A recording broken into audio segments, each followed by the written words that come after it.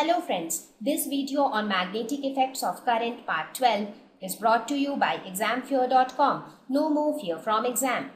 So now let us look at another important application, that is electric generator. So the reason why I discussed electromagnetic induction was that in electric generator we will see that how electric current gets induced, and we will also see that how those properties of force experienced by a current carrying conductor is helpful in case of electric generator.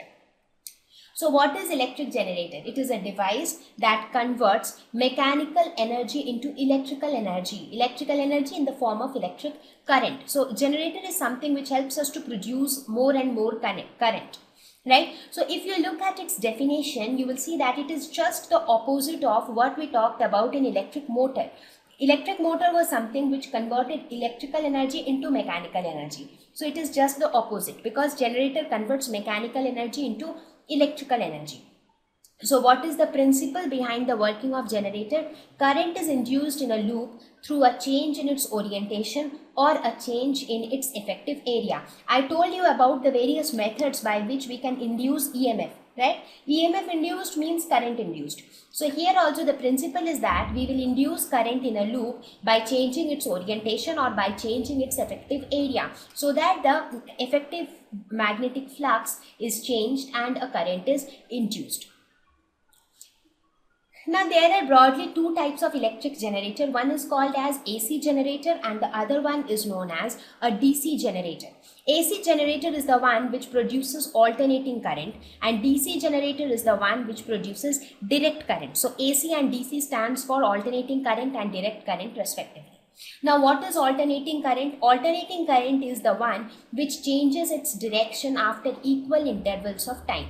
That means after a periodic interval of time, the direction of current will change. So if you try to plot alternating current graphically, let us suppose if this is current and this is time, so you will get a graph like this. That means the first current increases in the positive end, then it increases in the negative end. So the direction of current keeps increasing, keeps changing with periodic intervals of time. Whereas if you try to plot a graph of DC current with time, it remains constant with time. It will never change, right? So that is direct current. Normally the current which is provided by our power supplies or the mains, from the main supply, which the power which we get or the current which we get to our houses, that is normally AC current. The advantage of AC over DC is that AC can be transmitted easily over long distances without much power loss. So that is why AC is sometimes preferred in such cases. Now you will learn in more detail about AC and DC in class 12. So now let us look at the construction of an AC generator. So first we are talking about AC generator. Let us look at its construction first, then we will see its working. So as far as the construction is concerned, it is quite similar to the construction of electric motor. Not quite similar, in fact it is almost the similar of electric motor. So this also has a rectangular coil of insulated copper. This also has magnetic poles so that it can produce magnetic field, such that the coil is placed perpendicular to the magnetic field. There are split rings. There are two split rings, but here if you see, the two split rings are separate. They are not attached together. In the electric motor you saw that they were in the form of semicircular halves and then they were fitted in front of each other. But here they are two separate rings. There is an axle. So this center axis is the axle. There are a pair of brushes. Each brush is attached to the respective slip rings, and there is a source battery somewhere here which will produce current in this loop. I'm so sorry, there is no there is no battery here. Instead there will be a galvanometer here connected, which will detect the production of current. That means the deflection of the galvanometer will actually tell us that current is produced in the loop.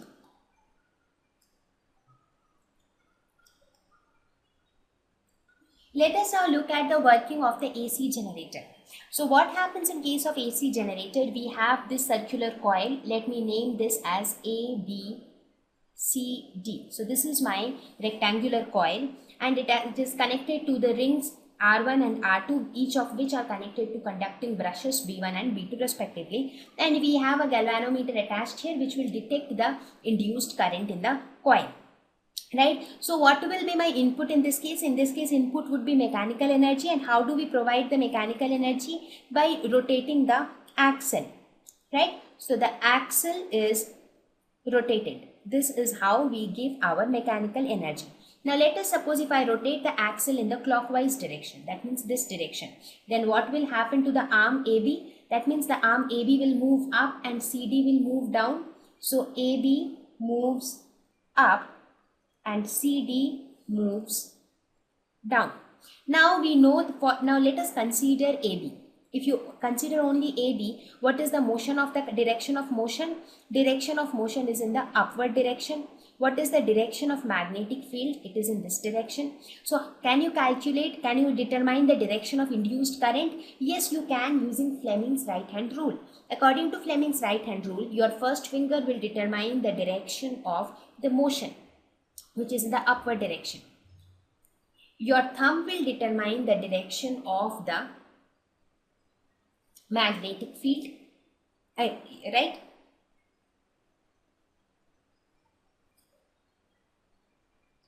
So as per Fleming's right hand rule, your thumb will represent the direction of motion. So motion is in the upward direction. So point your thumb in the upward direction. The first finger will determine the direction of field.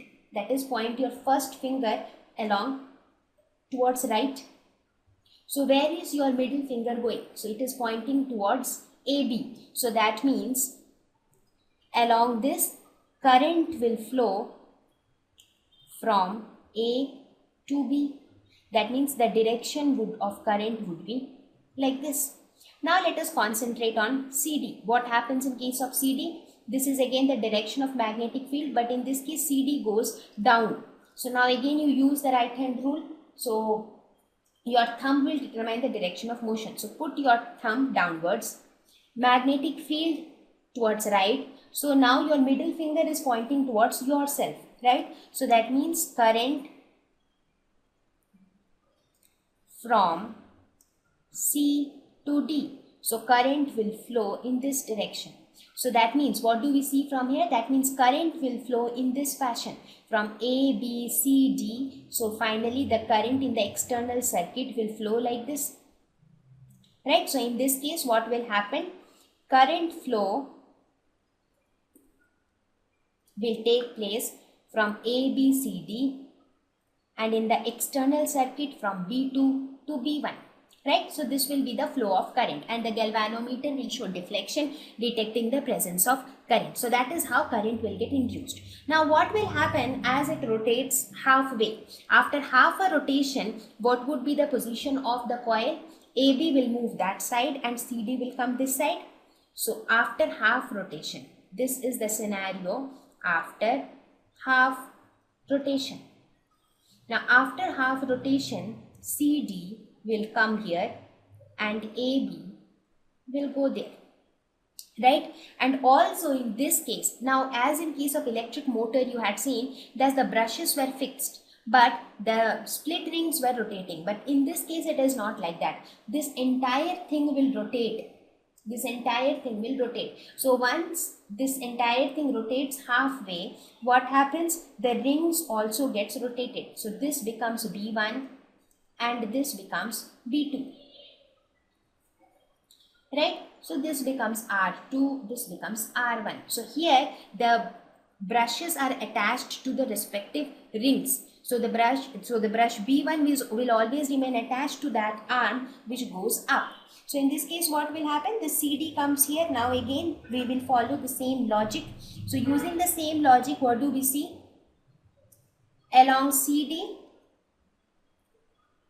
the current flows in this direction, and along BA, the current flows in this direction. So what do we see? The direction of current along the arm CD gets reversed. So current in each arm, whether it is CD or AB, the direction of current got reversed. Now you yourself apply Fleming's right hand rule and find out why the direction of current is like this in each of them.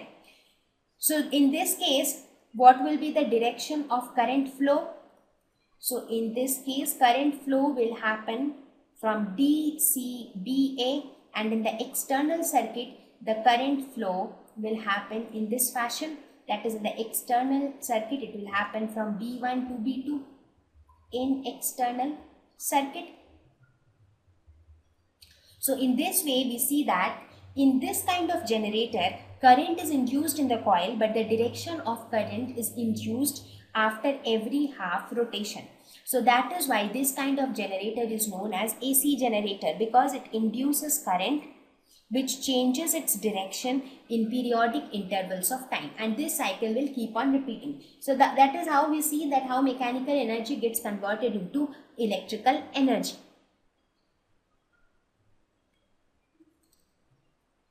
So if you look at it in detail, you would see that with the rotation of the coil at each orientation of the coil, if you try to find out the current which is induced, you will get an alternating current of this fashion.